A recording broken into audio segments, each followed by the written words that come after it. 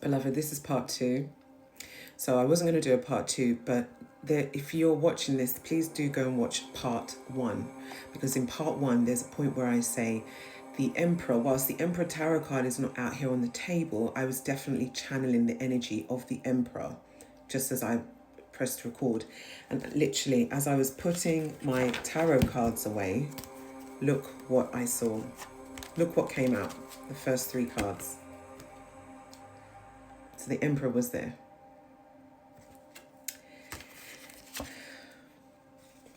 So this is the reward for the Emperor.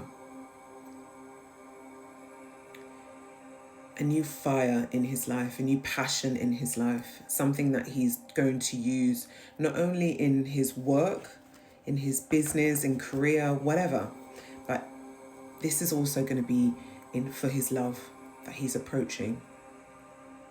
His divine love, that he knows exactly who this person is, which is why he had to go through everything that he's been through, because it was the Most High revealing to him at every junction, every crossroad, every turn, every tower, who their person was.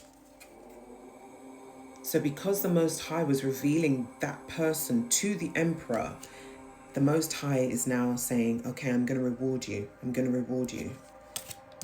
I'm going to reward you with blessings. I'm going to reward you with clarity. I'm going to reward this relationship with truth. I'm going to reward this relationship with passion. Because it's destiny.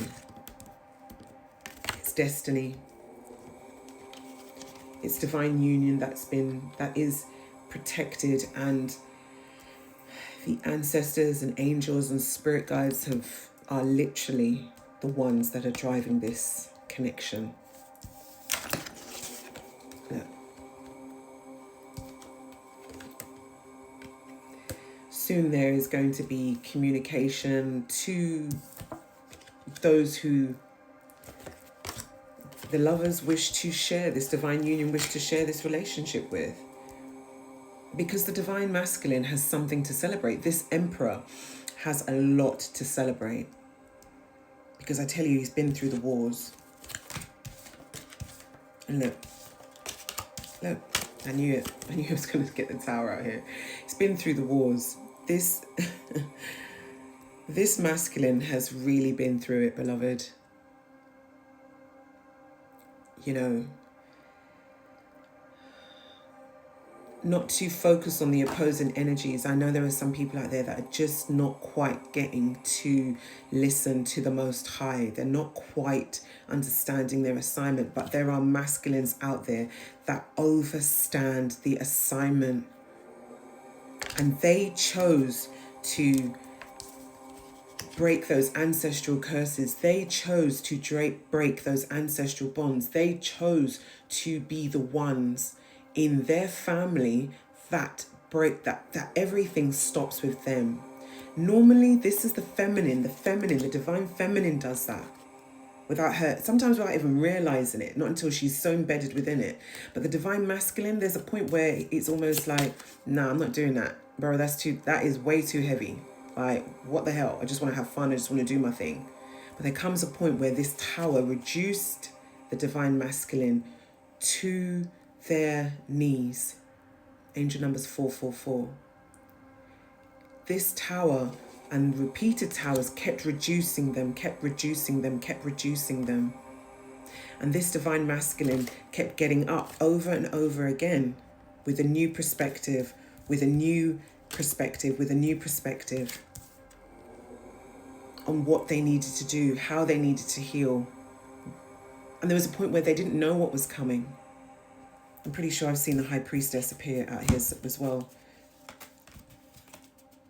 Yeah. At one point, they didn't know what was coming. I thought the High Priestess was out here, but she isn't. But I've just seen the High Priestess card.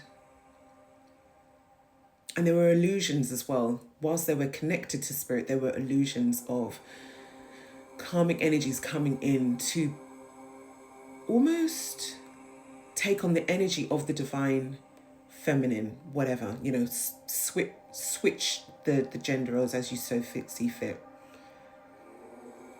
But then it's almost like the tower, the final tower that has led to the Emperor being present now was the one where they received a completely new perspective, the correct Hierophant, most high aligned perspective on the situation. And because they received that enlightenment, that clarity that was driven by the Most High, they were crowned. They stepped into their emperorship. Their ancestors crowned their emperor of their bloodline. The Most High crowned the emperor because that divine masculine is the divine soldier of the Most High Mother and Father.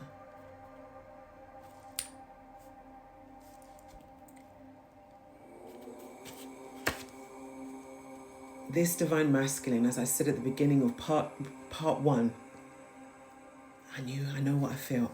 This divine masculine is traveling towards you, beloved, because the portals are open.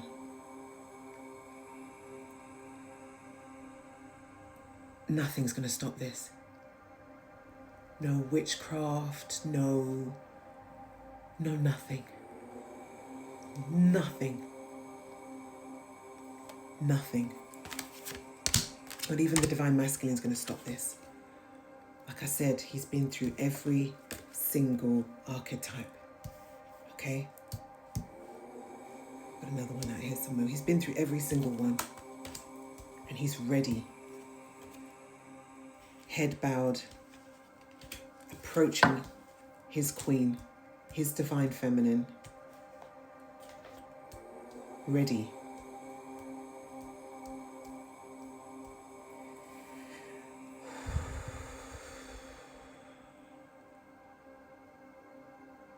Ready.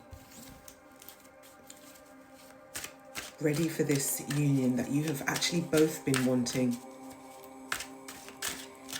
You know, whilst this reading is divine masculine specific, don't worry, I'll do one for the divine feminine. Yeah, look. Battles. Many times of contemplation. Many covens trying to, and priests and priestess, baneful priests and priestesses and occults try to keep this emperor locked in heartache. Because it was burdensome. This divine masculine was burdened. Boy, I tell you. Yeah, look. And many times they were like, what the fuck? What the hell is going on here? Feeling left out. Just, yeah. The Most High is like, it all led to this moment. Ooh.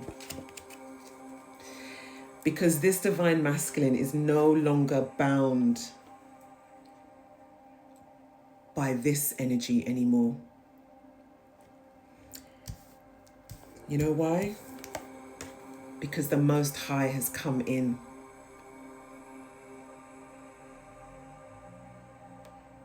This divine masculine is no longer bound by the carnal energies of the lower vibrations, because now the Most High has stepped in.